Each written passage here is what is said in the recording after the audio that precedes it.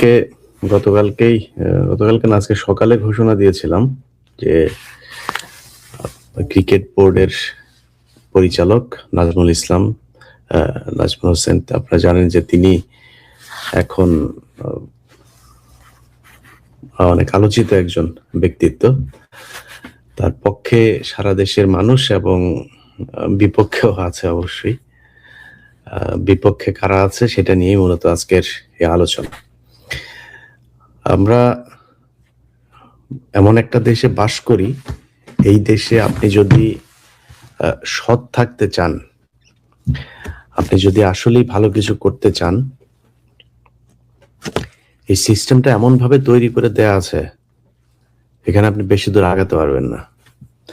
কারণ চোর বাটপাররা গত এই 54 বছরে সেই শেখ মুজিবের দখল করে দিয়ে যাওয়া, শেখ মুজিব যেটা গঠন করে দিয়ে গিয়েছিল, সেখান থেকে শুরু করে এখন পর্যন্ত সেখান থেকে বাংলাদেশ বের হইতে পারে নাই। যখনই আপনি একজন ব্যবসায়ী নিয়ে কিছু বলতে যাবেন, সেখানে একজন সেনাবাহিনী ফোন দিবে, সেনাবাহিনীর কিছু বলতে যাবেন, তারপরে সরকার প্রধান ফোন দিবে। মানে এই সিন্ডিকেট এমন ভাবে জালের মতো বিছিয়ে আছে, এখান থেকে আপনি বের হতে পারবেন না। নাজমুল হোসেনের ক্ষেত্রে সেটাই হয়েছে। নাজমুল ইসলামের যে বিষয়টা আমরা আজকে আপনাদেরকে বলবো, সেটা হচ্ছে যে নাজমুল ভাই আসলে কেন, মানে উনি কি খালি এই যে কথা বলেছেন যেগুলো, এটা নিয়েই ওনার সমস্যা হচ্ছে, নাকি ওনার বিরুদ্ধে সমস্যা অনেক আগে থেকেই চলছিল? এই বিষয়টা আপনাদেরকে একটু জানা দরকার। কেন ওনার বিরুদ্ধে এত, বিভিন্ন মিডিয়াগুলো দেখবেন, বিশেষ করে 71 টিভি গত কয়দিন ধরে ব্যাপক তোলপাড়, কারণ ওনারে সরাইতে হবে। উনি যে কথা বলেছেন এইটারে নিয়ে ওনাকে যেইভাবে হোক, যেহেতু একটা সুযোগ পাওয়া গিয়েছে, ওনার সরাইতে হবে। কেন সরাইতে হবে?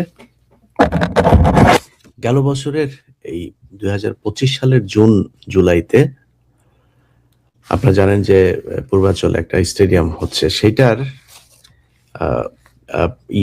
পিচের জন্য যে মাটির দরকার, এই মাটি, আমি আসলে এই খেলাধুলা নিয়ে খুব বেশি মানে এটা আমার সেক্টরও না, এটা নিয়ে খুব বেশি কথাও বলি না, এটার ব্যাপারে অত খোঁজ খবরও রাখি না। তবে এইটা জানি যে এই খেলাধুলার এই ক্রীড়া জগতে এই মন্ত্রণালয়ে যে কি পরিমাণে দুর্নীতি, প্রতিটি শাখায় শাখায় দুর্নীতি, এবং এখানে কিছু সাংবাদিককে আপনার এরা মানে পোষ্য কুকুরের মতো নিয়ে নিয়েছে। এই পোষ্য কুকুর কিছু, মানে এখানে ভালো অবশ্যই আছে অনেকে, সেই সংখ্যাটা কোন দিক বেশি কম সেটা নাই বললাম, কিন্তু এই পোষ্য কুকুরদেরকে নিয়ে এরা এমন ভাবে একটা সিন্ডিকেট তৈরি করেছে, এটার খবরও আপনি বাইরে থেকে জানবেন না। আমার অনেকবার অনেক দিক থেকে বলা হয়েছে যে ভাই এটা নিয়ে একটু কাজ করেন, এটা নিয়ে কাজ। ভাই মানে দেশের ভেতরে রাজনৈতিক এই বিভিন্ন সমস্যাই এত বেশি, এখানে আবার ফের এগুলি নিয়ে কাজ করবো সেই সুযোগ পাইনি। তো এইবারের পরিস্থিতিতে মনে হলো যে না, এটাতে একটু নজর দেওয়া দরকার, সেই কারণে কিছু খোঁজ খবর নিলাম। তো জুন জুলাইতে আপনার এইখানে এই পিচের জন্য মাটি আনার কথা। মাটি আনতে এই মাটিগুলো হচ্ছে প্রক্রিয়া করে তারপরে একটা বিশেষ জায়গা থেকে আনতে হয়, আঠালো জাতীয় মাটি আনতে হয়। তো এটা নর্মালি বগুড়া থেকে আনা হয়, গাজীপুরেরও বোধহয় তো এক জায়গায় আছে। তো এই মাটিটা ওইখান থেকে এটারে আবার প্রক্রিয়াজাত করে, না মানে একদম মাটি এনে এখানে ফেললেই হয় না, এটার কিছু প্রক্রিয়া আছে, সেই প্রক্রিয়াগুলো ফলো করে তারপরে এনে পিচে দিতে হয়।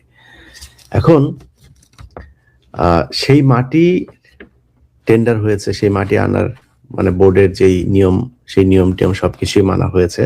নিয়ম অনুযায়ী 20,000 CFT মাটি আনার কথা।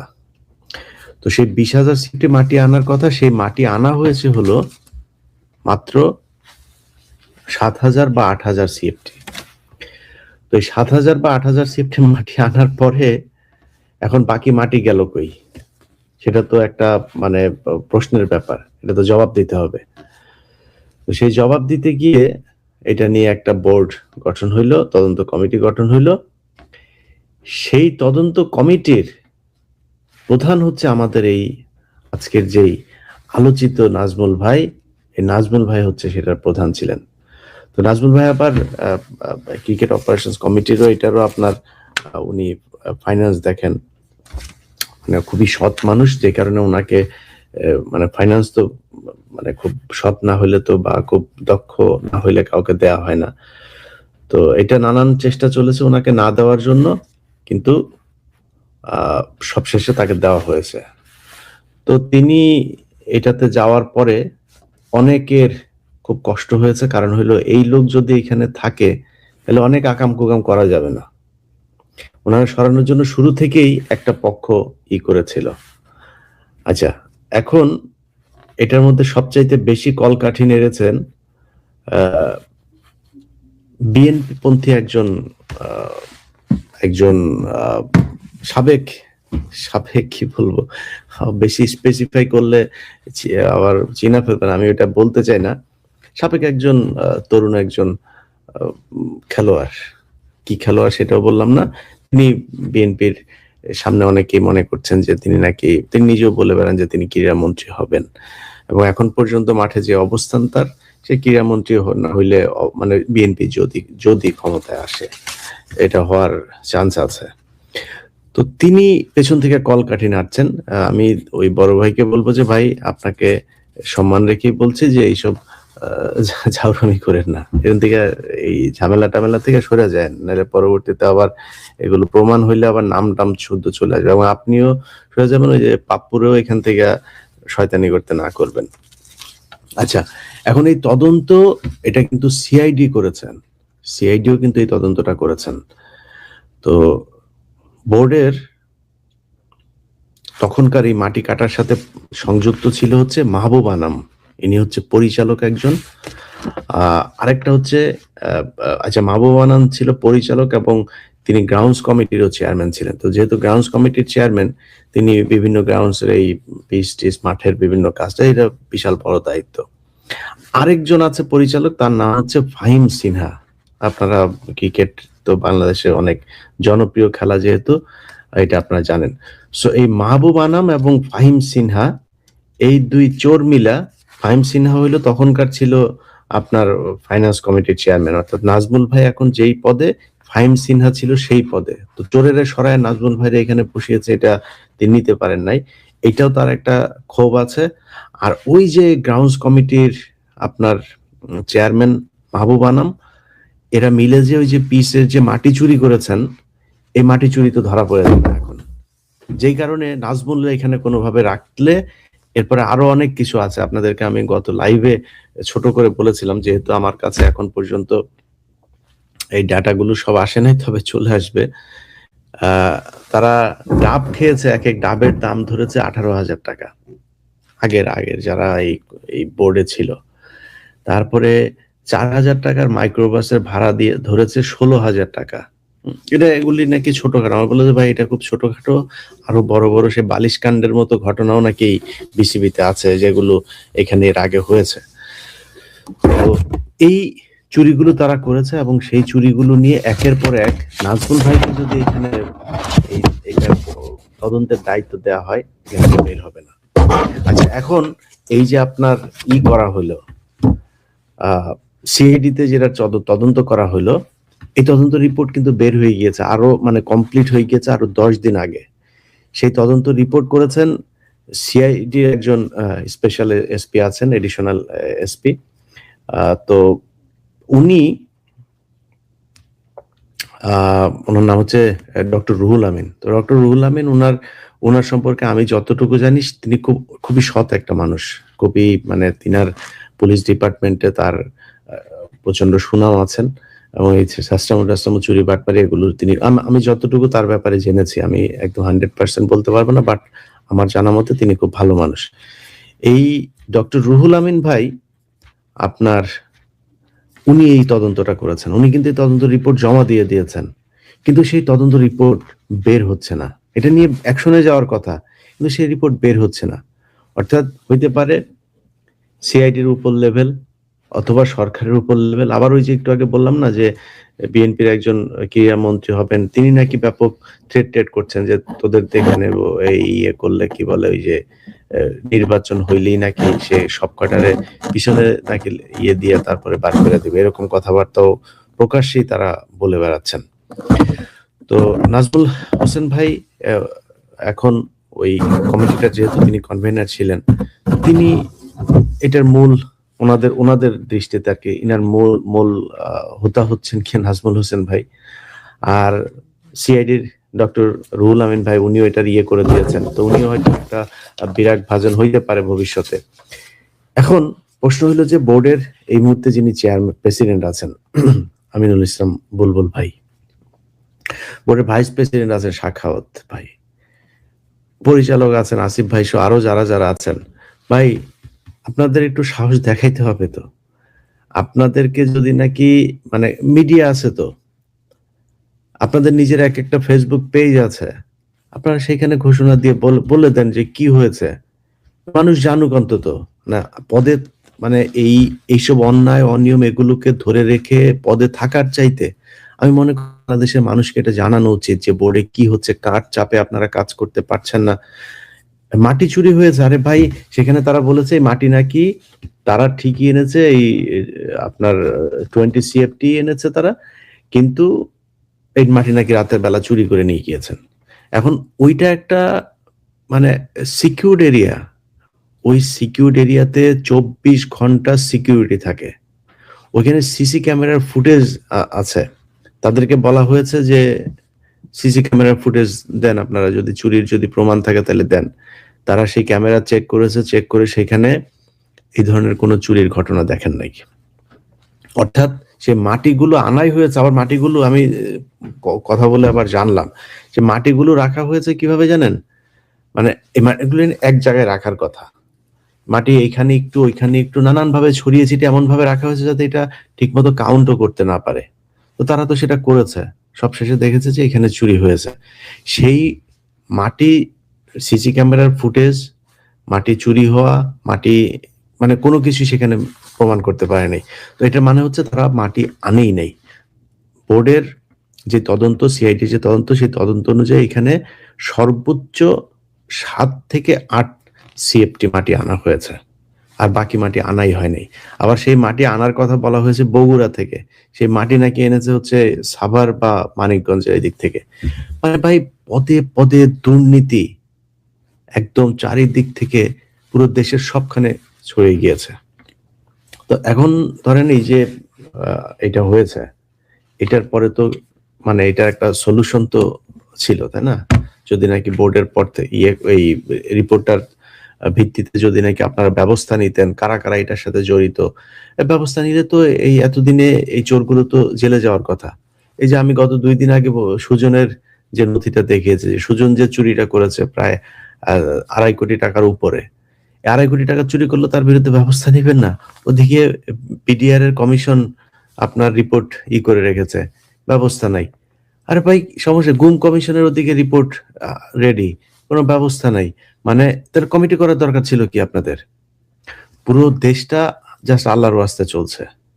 এখানে যে সমস্যাটা হবে, এই যে বিডিআর কমিশনের যে যারা রিপোর্ট যারা করেছেন, কমিশনের যারা মেম্বার ছিলেন, মেম্বারদের লাইফ তো এখন থ্রেটের ভেতরে। কারণ তারা তো, আপনি এখানে তাহলে ওদের লোকজনের বসায় দিতেন, অসৎ কিছু লোকজন এসে তারপরে করতে, কিন্তু সৎ লোকজন ছিল। তো তারা কি কি করেছে, তারা কাদের কাদের জিজ্ঞাসাবাদ করেছে, এগুলো তো তারা দেখেছে। তো এখন কি হবে, তাদের বিরুদ্ধে এখন যদি নাকি অ্যাকশনে যায়, তারা যদি এখন তাদের কোনো একটা ক্ষতি করে, এটা আপনি এই সেফটি আপনি কিভাবে দিবেন, তাদেরকে বাঁচাবেন কিভাবে? এগুলো করা হয়নি ভাই। আপনি কমিশনের রিপোর্ট তৈরি রেডি, কমিশনের তদন্ত শেষ, কমিশনের মেয়াদ শেষ, আপনি কমিশনের রিপোর্ট অনুযায়ী কাজ করেন না, তাহলে করে লাভটা কি? যাই হোক, ক্রিকেট বোর্ডের যেহেতু এটা আপনাদের আলাদা একটা জায়গা, এখানে যদি কেউ আপনাদের এটাতে বাধা দেয়, কেউ যদি আপনাদেরকে কিছু বোঝানোর চেষ্টা করে, আল্লাহর রাস্তে আপনাদের কাছে অনুরোধ থাকবে, আমাদেরকে জানায়েন আপনাদের নিজেদের ফেসবুক পেজে। ভাই এই নাজমুল হোসেন ভাই যদি মনে করেন আজকে তাকে তার সব দায়িত্ব থেকে অব্যাহতি দেওয়া হয়েছে, কালকে মনে করেন তাকে পরিচালক থেকেও আপনি বাদ দিয়ে দিলেন, কি হয়েছে? সারা জীবন এই দেশের মানুষ মানে কয়জন বিসিবি ডিরেক্টরকে মানুষ মনে রেখেছে? খুব পরিচিত ক্রিকেটারের বাইরে আমার তো মনে হয় না যে গত আগের টার্মের বোর্ডের কে ডিরেক্টর ছিল, কে কি ছিল, কেউ কারো মনে নেই। একমাত্র প্রেসিডেন্ট ছাড়া কারোর মনে রাখে না। নাজমুল ভাইরে মনে রাখবে সারা জীবন। বিসিবির ডিরেক্টরের নাম শুনলেই মানুষ মনে রাখবে যে নাজমুল হোসেন নামে একজন ছিল। তো সে কি বলেছে, সে তার সমস্যা হয়েছে যে আপনার, যাক আমি এটা শেষ করে নেই যে আপনাদের বোর্ডের প্রেসিডেন্ট এবং ডিরেক্টর যারা যারা আছেন, আপনাদের কাছে অনুরোধ থাকবে এই ইয়ের ভিত্তিতে আপনার কমিশনের এবং সিআইডির যেই তদন্ত রিপোর্ট, এই রিপোর্টের ভিত্তিতে ব্যবস্থা নেবেন। অন্তত অন্তত এই রিপোর্টে কি এসেছে সেটা আপনারা সংবাদ সম্মেলন করে জানাবেন। এটা বুলবুল ভাই সহ যারা আছেন আপনাদের কাছে বাংলাদেশের মানুষের অনুরোধ থাকবে। এই দেশের মানুষ চোরদেরকে চিনতে চায়, ওদের ছেলে মেয়েদেরকে দেখলে, এই যে মাহফুজ আনাম, এই যে ফাহিম সিনহা, এগুলো ছেলে মেয়েরা যেখানে দেখবেন নিশ্চয়ই যে পড়াশোনা করে, স্কলাস্টিকায় পড়ে, দেশের বাইরে যায় পড়ে। সো এই স্কলাস্টিকাতে যারা এই ইয়ে করে, যাদের ওদের বন্ধু বান্ধবী আছে না, তারপরে ওদের এই যে বন্ধুদের মাটা মানে মায়ের বান্ধবী টান্ধবী আছে, এগুলো জানতেন এই যে এটা চোরের ছেলে, মাটি চোরের ছেলে। মাহফুজ আনাম মাটি চোর, ফাহিম সিনহা মাটি চোর, মাটি চোরের ছেলে, এগুলি মাটি চোরের মেয়ে, চোরের বাচ্চারা, এরাই চোরেদেরকে বাংলাদেশের মানুষ দেখতে চায়। তো এখন নাজমুল ভাইয়ের বিষয়টা দিয়ে তারপরে আজকে শেষ করব। দেখেন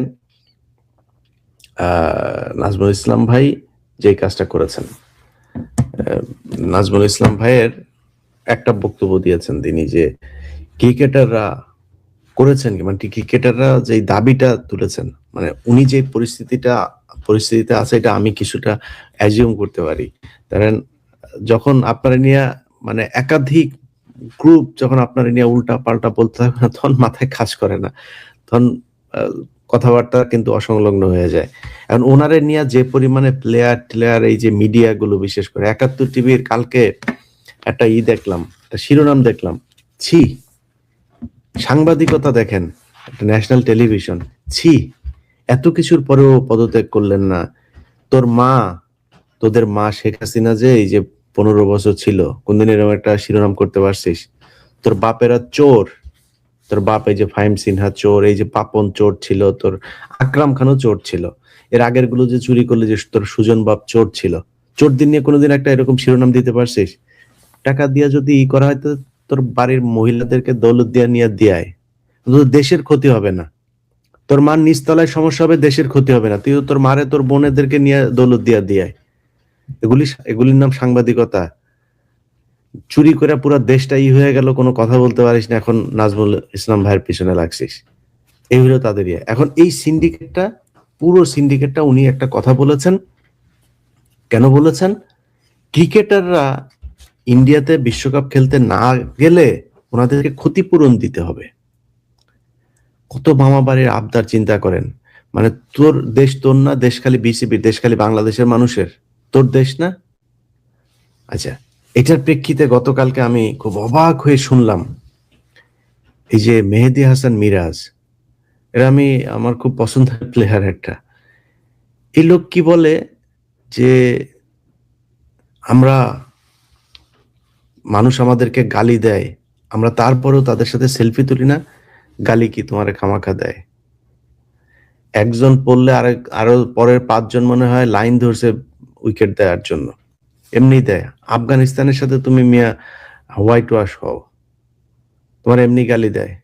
তুমি ধারাবাহিকভাবে বাংলাদেশের ক্রিকেট, হ্যাঁ বাংলাদেশের ক্রিকেট, আমি এটা স্বীকার করি যে বাংলাদেশের যে কোনো সেক্টরের চাইতে ক্রিকেট অনেক ভালো করেছে, কিন্তু তোমার পিছনে যে পরিমাণে মানে তেল দেয়া হয়, এই পরিমাণে তেল, বেতন, খরচ, সুযোগ সুবিধা বাংলাদেশের কোন সেক্টরের কাদেরকে দেওয়া হয়? উনি বলে কি, উনি এতই করেও মানুষের সাথে সেলফি তুলতে বলছে কে? সেলফি আমরা তুলি না, আমরা জানি না? আমাদের সাথে মানুষ সেলফি তুলতে আসে না? তো সেলফি তুলতে আসে, এটা কি তোমার পয়সা নেয় নাকি? পয়সা চায়? তোমার ভালোবাসা দিয়ে একটা মানুষ সেলফি তুলতে চায়, কোটা দিয়ে দিছে, সে বলেছে তার সেলফি তুলতে আসে, সে তোমার সেলফি তুলে ভাই, বাংলাদেশের মানুষ মেহেদী হাসান মিরাজের দেখলে পিছন দিয়ে একটা দিয়ে দিয়ে, হ্যাঁ, তো ওর সাথে সেলফি তুলতে চায় না। আরেকটা কথা বলেছেন, উনি বাংলাদেশ সরকারকে ট্যাক্স দেন, সরকার ওনারে দেয় না কিছু। মানে বাংলাদেশের যে আমরা বলেছি না যে বাংলাদেশের মানুষের ট্যাক্সের টাকায় চলেন, ওনার জবাব দিয়েছেন উনি নাকি বাংলাদেশকে উল্টো ট্যাক্স, আর উনি টাকা পান হলো আইসিসি, আর এগুলো এই আইসিসি থেকে টাকা পান, বাংলাদেশ সরকারকে উনি দেয়, আর স্পন্সর থেকে টাকা পান, আর উনি বাংলাদেশ সরকারকে ট্যাক্স দেন। মেহেদী হাসান মিরাজ, তোমার বাড়ি তো বরিশালে না, বরিশালের লঞ্চের পন্দে দৌড়িয়ে চলে আইছো, এই ইয়েতে সদরঘাটে নামে গেছো, নামে ওখান থেকে খেলা শুরু করছো না, ওখান থেকেই প্লেনে করে তারপরে ইন্টারন্যাশনাল ম্যাচ খেলা শুরু করছো। একটা প্লেয়ারকে তৈরি করতে এই দেশের মানুষের হাজার হাজার কোটি টাকার ট্যাক্সের টাকা তারপরে এখানে বিনিয়োগ করতে হয়। এই যে সারা বাংলাদেশের থেকে প্লেয়ার তুলে নিয়ে আসা, সারা বাংলাদেশে জেলায় জেলায় স্টেডিয়াম গুলো করা, বিকেএসপির খরচ, এই যে মিরপুরের তোমার বাপ করছে এটা ভাই, এটা তোমার বাপ করে দিছে। তুমি লঞ্চের ইয়েতে করে পিছনে করে মাঠ নিয়ে এসে এখানে বসাইছো, তুমি খালি ধাপ করে একটা প্লেয়ার হয়ে গেছো। আর তোমার এই প্লেয়ার বানাইতে এই দেশের সরকার, এই দেশের জনগণের কি পরিমাণে টাকা, এই ক্রীড়া মন্ত্রণালয়ের কি পরিমাণে টাকা খরচ, এটা তোমার মাথায় নেই। তুমি খালি স্পন্সর আর আইসিসি, তোমার আইসিসি তোমার বাপ লাগে, তোমার টাকা দেয় খামাখাই। আইসিসি এমনি তোমার টাকা দিয়ে দেয়, তোমার এমনি প্লেয়ার বানাই দিল, এমনি আইসিসি তোমার বরিশাল থেকে ধরে নিয়ে গেছে খেলা করতে, তোমার এই প্লেয়ার বানানোর জন্য। এই দেশের সরকারের, এই দেশের মানুষের টাকা পয়সার এই যে এই সরকারের বিশাল একটা ইনফ্রাস্ট্রাকচার যে এখানে দাঁড় করানো হয়েছে কয়েক যুগ ধরে, গায়ে লাগে না এটা? হুট করে এসে হয়ে গেল তুমি মিরাজ হোসেন আর তোমার প্লেয়ার হয়ে গেল, যা স্পন্সরদের কাছ থেকে টাকা নিয়ে আসলা, এত সোজা? নির্লজ্জের মতো সে কালকে এই কথাগুলি বলে, আমি অবাক হয়ে আছি যে এই ছেলে বলে কি। তার সাথে সেলফি তুলে, সে সেলফি তুলে বিশাল বাংলাদেশের মানুষের উদ্ধার করে দিচ্ছে। আর বেটা সেলফি একটা মানুষের সাথে যার সাথে তুলতে আসে, এটা এটা আমার ভাগ্য, এটা আমার কপাল। আমার কাছে মানুষ আসে সেলফি তুলতে, আল্লাহর কাছে শুকরিয়া কর বেটা, তোর মানুষ সম্মান করে। এটা এটা পৃথিবী দিয়ে এটা কিনা পাওয়া যায় না। তার কাছে ই করতে আসে, মানে বিশাল আকারে উদ্ধার করে ফেলছে এই দেশের মানুষরে। আমার সাথে সেলফি, আমরা তো সেলফি তুলি তাদের সাথে। ওরা দেখলে এরপর থেকে আপনার জুতাটা খুললে জুতা দিয়ে সেলফি তোলাবেন ওর সাথে, জুতা নিয়ে ধরবেন ওর গালের মধ্যে, এরপরে সেলফি তুলবেন, আমার জুতার সাথে সেলফি তোল। সেলফি তুলতে আসে তাই এর সমস্যা। মাঠে এরপরে ওরা খেলতে যাবে, পারফরমেন্স খারাপ করলে ওই স্টেডিয়ামের আপনার যখন ওই যে ইয়ের ভিতরে ঢুকে না, ওদের ড্রেসিং রুমে যখন ঢুকতে যায় ব্যাট ট্যাট নিয়ে, সবাই সালাম দিবেন, এগুলিরে সবাই মিলে সালাম দিবেন। পারো না ছিটতে খেলার সময় এসে এখানে এসে বড় বড়, এই যে মিঠুন নামে এক ছেলে, সে সংবাদ সম্মেলন করলো। এরা আমি গত 2 দিনে টেলিভিশনে যতবার দেখেছি, ততক্ষণ আমি তারা কোনোদিন বাংলাদেশের কোনো খেলার ক্রিকেট ম্যাচের মধ্যে তারা আমি দেখি নাই। মানে এই এত লম্বা সময় সে কোনদিন ব্যাট করেছে কিনা এটা সন্দেহ আছে আন্তর্জাতিক কোনো ম্যাচে। হে বিশাল বড় মাস্তান, যারা খেলা করে কই, তৌহিদ হৃদয় কই, ওই তাসকিন কই, মুস্তাফিজ নিয়ে সমস্যা, মুস্তাফিজ নাই, এরা আসছে এখানে সংবাদ সময়, এরা বিশাল আকারে কোয়াব নেতা আসছে, কোয়াব নেতা সাইজা এরা এই বাংলাদেশের ক্রিকেটের ইয়ে মারার জন্য ধান্দায় আছে। যাই হোক ভাই, নাজমুল ইসলাম ভাই, আশা করি আপনাকে আপনার দায়িত্ব আবার নেক্সট যে বোর্ড মিটিং আছে সম্ভবত 22 তারিখে বা 24 তারিখে, সেখানে আপনাকে আবার সবকিছু বুঝিয়ে দেওয়া হবে। এবং বোর্ডের কাছেও আমাদের অনুরোধ থাকবে যেন তার সব দায়িত্ব যেন বুঝিয়ে দেওয়া হয়।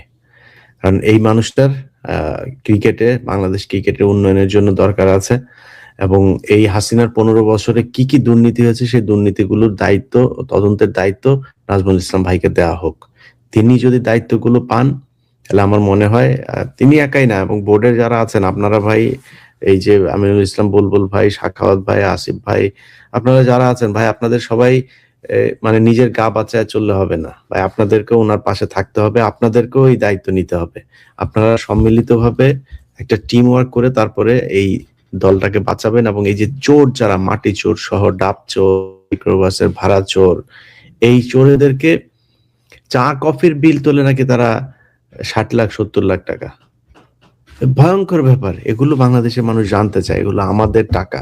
এই হিসাব জানার অধিকার বাংলাদেশের মানুষের আছে। অতএব আপনারা আশা করি জানাই দিবেন, না জানাই দিলেও আমাদের কাছে চলে আসবে এমনি সেমনে। আমরা বাংলাদেশের মানুষকে এটার ব্যাপারে জানাবো। নাজমুল ভাই, আপনার সাথে বাংলাদেশের মানুষ আছে, কষ্ট পাওয়ার কিছু নাই ভাই। আপনি চুরি করেন নাই, সততার সাথে কাজ করেছেন। আপনার কথায় ভুল থাকতে পারে, একটা কথা কিভাবে কোন সময় বলা উচিত ছিল সেটা ভুল হইতে পারে। কিন্তু কথা যেটা বলেছেন সেটা সঠিক বলেছেন।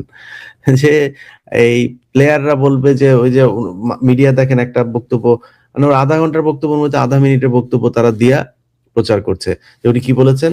যে প্লেয়াররা কি করতে পেরেছে? প্লেয়াররা কি আমাদের এই পর্যন্ত কিছু দিতে পেরেছে যে তাদেরকে আমরা তাদের পেছনে খরচ করি? আরে ভাই এই কথার প্রেক্ষিত কি? মানে এটা কোন ভিত্তিতে কি কারণে বলল? প্লেয়াররা এখন ইন্ডিয়াতে যাবে তারা ইন্ডিয়াতে খেলতে না যেতে পারলে তাদেরকে ওই টাকা দিতে হবে। এটা চেয়েছে প্লেয়াররা।